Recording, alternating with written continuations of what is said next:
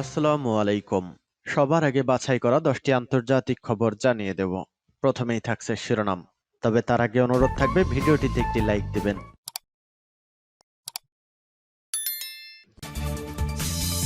পুরোদমে ইসরায়েল ফিলিস্তিনি যুদ্ধ চলছে, জানিয়ে দেব হাতে থাকা গুরুত্বপূর্ণ আপডেট আন্তর্জাতিক সংবাদ। প্রথমে সংবাদ শিরোনাম। গাজায় ভয়াবহ বিস্ফোরণে নিহত ইসরায়েলের 6 সেনা ইঞ্জিনিয়ার। এরপর জানিয়ে দিব হামাস কি ইতিমধ্যে জিতে গেছে। এদিকে গাজায় যুদ্ধবিরতি সমর্থন করে না যুক্তরাষ্ট্র। এরপর জানিয়ে দিব হামাসকে অস্ত্র দিয়ে সমর্থন জানানোর আহ্বান মুসলিম রাষ্ট্রগুলোকে। আরও জানিয়ে দিব সাধারণ মানুষের প্রাণহানির ঘটনা গ্রহণযোগ্য নয়, ইসরায়েলে হামাস যুদ্ধে রাষ্ট্রসংঘে বিবৃতি ভারতের। এবং সর্বশেষ জানিয়ে দিব নতুন বছরে সামরিক সক্ষমতা বাড়ানোর পরিকল্পনা রাশিয়ার। শুনছিলেন সংবাদ শিরোনাম, এখন বিস্তারিত। তবে অনুরোধ থাকবে ভিডিওতে একটি লাইক করে দিন এবং কমেন্ট করে জানিয়ে দিন আপনার মূল্যবান মতামত। গাজায় ভয়াবহ বিস্ফোরণে নিহত ইসরায়েলের 6 সেনা ইঞ্জিনিয়ার। গাজা উপত্যকায় এক ভয়াবহ বিস্ফোরণে ইসরায়েলি সামরিক বাহিনীতে কর্মরত 6 ইঞ্জিনিয়ার নিহত হয়েছেন। ওই বিস্ফোরণে আরও কয়েকজন আহত হয়েছে। ইসরায়েলি সামরিক বাহিনী আইডিএফ জানিয়েছে একটি সুড়ঙ্গ ধ্বংস করার জন্য ট্যাঙ্কের গোলা বিস্ফোরিত হয়ে তারা নিহত হয়েছে। ইসরায়েলি বাহিনী এ নিয়ে তদন্ত শুরু করেছে। ইসরায়েলি সামরিক বাহিনী জানিয়েছে সোমবার ওই ইঞ্জিনিয়াররা সুড়ঙ্গ ধ্বংসের কাজে নিয়োজিত ছিল।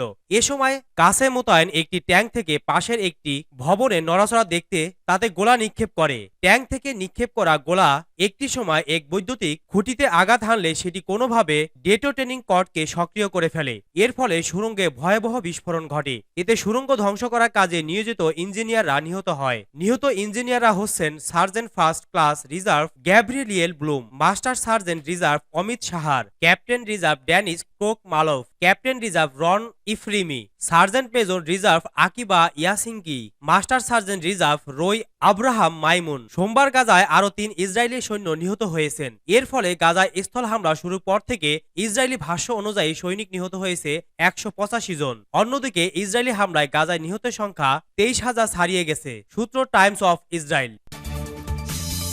হামাস কি ইতিমধ্যে জিতে গেছে? গত 7 অক্টোবর হামাস দক্ষিণ ইসরায়েলে একটি সাহসী এবং মরিয়া অভিযান চালিয়ে সেখানকার বেশ কয়েকটি শহর দখল করে হত্যা করে 1140 জনকে। বিমান, স্থল ও সমুদ্রপথে হামাসের এই সমন্বিত হামলা ছিল একেবারে অপ্রতিরোধ্য। এই ঘটনার কারণে যুক্তরাজ্য ও অন্যান্য দেশ সন্ত্রাসী সংগঠন হিসেবে হামাসকে নিষিদ্ধ করেছে, আর এটি ইসরায়েল ও গোটা বিশ্বকে হতবাক করেছে। 1 বছরের বেশি সময় ধরে পরিকল্পনা ও প্রশিক্ষণের পর 1000 যোদ্ধা বিলিয়ন ডলারের প্রতিরক্ষা ঢালটি ভেঙে ফেলে ইসরায়েলে ঢুকে পড়ে। 1 দশক বা এরও বেশি সময় ধরে গাজার চারপাশে এই ঢাল তৈরি করেছে ইসরায়েল। এই হামলা সবাইকে চোখে আঙ্গুল দিয়ে দেখিয়ে দিয়েছে যে বিশ্বের সব অত্যাধুনিক প্রযুক্তির এই ব্যবস্থাকে ছোট একটা গেরিলা বাহিনী নজরদারি, পরিকল্পনা ও রণকৌশল ব্যবহার করে উড়িয়ে দিতে পারে। ইসরায়েলি গোয়েন্দা ও সেনাবাহিনী এক প্রকার বিশ্বাস করে ফেলেছিল যে ইসরায়েলের বিরুদ্ধে বড় অভিযান চালাতে গেলে হামাসকে অনেক কিছু হারাতে হবে, তার চেয়ে বরং গাজার শাসন টিকিয়ে রাখতে বেশি আগ্রহী তারা। ইসরায়েলিদের এই ধারণা ছিল সম্পূর্ণ ভুল। ইসরায়েল ও গাজায় তাদের 17 বছরের অবরোধ নাগরিকদের হতাশা কিছুটা হলেও কমিয়েছিল। তাদের বেশিরভাগই কোনো উন্নত জীবনের, কোনো উন্নত ভবিষ্যতের জন্য আশার আলো দেখতে পায় না। তারা বেঁচে থাকে অন্যকে কষ্ট দিয়ে। আর এই হামলা ছিল ভাগ্যের বিরুদ্ধে একটি বিদ্রোহ, একটি ঘোষণা যে ফিলিস্তিনি জনগণ চরমতম মূল্য দিয়ে হলেও অত্যাচারীদের বিরুদ্ধে লড়াই চালিয়ে যাবে। বিশ্ব আপাতদৃষ্টিতে ফিলিস্তিনের প্রতি আগ্রহ হারিয়ে ফেলেছিল। এমনকি যুক্তরাষ্ট্র 4টি আরব দেশের সঙ্গে সুসম্পর্ক গড়ে তোলার ব্যবস্থা করে। এই 4টি রাষ্ট্র আগে কিন্তু ফিলিস্তিনিদের দাবির প্রতি প্রকাশ্য সমর্থন দিয়েছে। 7 অক্টোবরে হামলার আগ পর্যন্ত বাইডেন প্রশাসন সৌদি আরবকে এই ব্যবস্থায় যোগদানের জন্য অনুরোধ করেছিল। এটা সম্ভবত হয়েও যেত, কিন্তু হামাস মার্কিন প্রেসিডেন্ট বাইডেনের এই চেষ্টাকে নস্যাৎ করে দিল। গাজায় যুদ্ধবিরতি সমর্থন করে না যুক্তরাষ্ট্র। গাজা উপত্যকায় ইসরায়েল ও হামাসের মধ্যে যুদ্ধবিরতিকে সমর্থন করে না যুক্তরাষ্ট্র। হোয়াইট হাউসে জাতীয় নিরাপত্তা কাউন্সিল মুখপাত্র কিরবি এক প্রেস ব্রিফিংয়ে সাংবাদিকদের বলেন, আমরা এই সময় কোনো যুদ্ধবিরতিকে সমর্থন করছি না, আর আমাদের এই নীতিতে কোনো পরিবর্তন হয়নি, কারণ আমরা মনে করি এতে ঠিক এখন হামাস ছাড়া অন্য কারো উপকার হবে না। কিরবি বলেন, যুক্তরাষ্ট্র ঠিক এই মুহূর্তে সাধারণ যুদ্ধবিরতি সমর্থন না করলেও মানবিক বিরতিকে সমর্থন করে। ইসরায়েলের সাথে সম্পর্ক স্বাভাবিক করতে সৌদি আরবের আগ্রহ দেখা গেছে। ব্লিংকেন ইসরায়েল ও হামাসের মধ্যে ছড়িয়ে পড়া যুদ্ধের উত্তেজনা হ্রাসের লক্ষ্যে আরব বিশ্বের ৬টি দেশ সফরের সর্বশেষ ধাপে সোমবার সৌদি আরবে আলোচনার পর মার্কিন পররাষ্ট্রমন্ত্রী অ্যান্টনি ব্লিংকেন বলেছেন, আলোচনায় ইসরায়েলের সাথে সম্পর্ক বজায় রাখার স্পষ্ট আগ্রহ লক্ষ্য করা গেছে। ব্লিংকেন আরও বলেন, এ সফরকালে আলোচনায় অংশ নেওয়া সকল নেতা গাজার পুনরুদ্ধার এবং দীর্ঘমেয়াদী স্থিতিশীলতার জন্য যুক্তরাষ্ট্রের সাথে কাজ করতে সম্মত হয়েছেন। ইসরায়েলে যাওয়ার আগে তিনি আরবে ৬টি দেশ সফর করেন। ঐতিহাসিক মরুদ্যান শহর আল উলার একটি বিলাসবহুল তাঁবুতে কার্যত সৌদি শাসক যুবরাজ মোহাম্মদ বিন সালমানের সাথে সাক্ষাতের পর ব্লিংকেন একথা বলেন। তেল আবিবের উদ্দেশ্যে রওনা হওয়ার আগে তিনি সাংবাদিকদের বলেন, সৌদি আরব সহ আরব বিশ্বের ৬টি দেশ সফরকালে ইসরায়েলের সাথে সম্পর্ক স্বাভাবিক করার বিষয় নিয়ে আলোচনা সমালোচনা করেছি। তিনি বলেন, আমি আপনাকে এটি বলতে পারি যে আলোচনা ইসরায়েলের সাথে সম্পর্ক স্বাভাবিক করার একটি স্পষ্ট আগ্রহ লক্ষ্য করা গেছে। হামাসকে অস্ত্র দিয়ে সমর্থন জানানোর আহ্বান মুসলিম রাষ্ট্রগুলোকে। মুসলিম রাষ্ট্রগুলোর প্রতি হামাসকে অস্ত্র দিয়ে সমর্থন জানানোর আহ্বান জানিয়েছে দলটির রাজনৈতিক প্রধান ইসমাইল হানিয়া।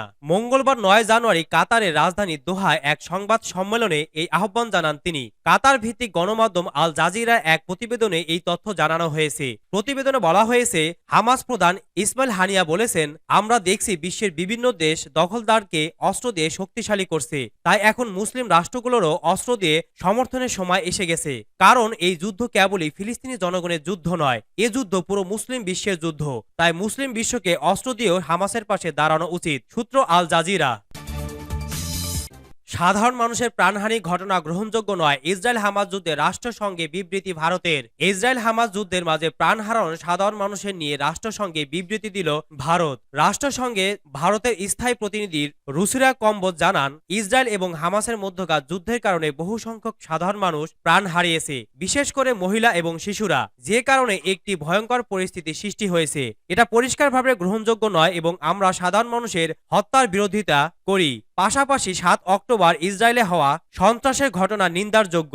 সন্ত্রাসবাদের সঙ্গে ভারতের কোনো আপোষ নয়। এছাড়াও তিনি জানান, ভারতের পক্ষ থেকে ৭০ টন মানবিক সাহায্য পাঠানো হয়েছে, যার মধ্যে ১৬.৫ টন ওষুধ। এছাড়াও ৫ মিলিয়ন মার্কিন ডলার সাহায্য প্রদান করা হয়েছে, যার মধ্যে ২.৫ মিলিয়ন প্রদান করা হয়েছে ইউনাইটেড নেশন রিলিফ এবং ওয়ার্ক এজেন্সিকে।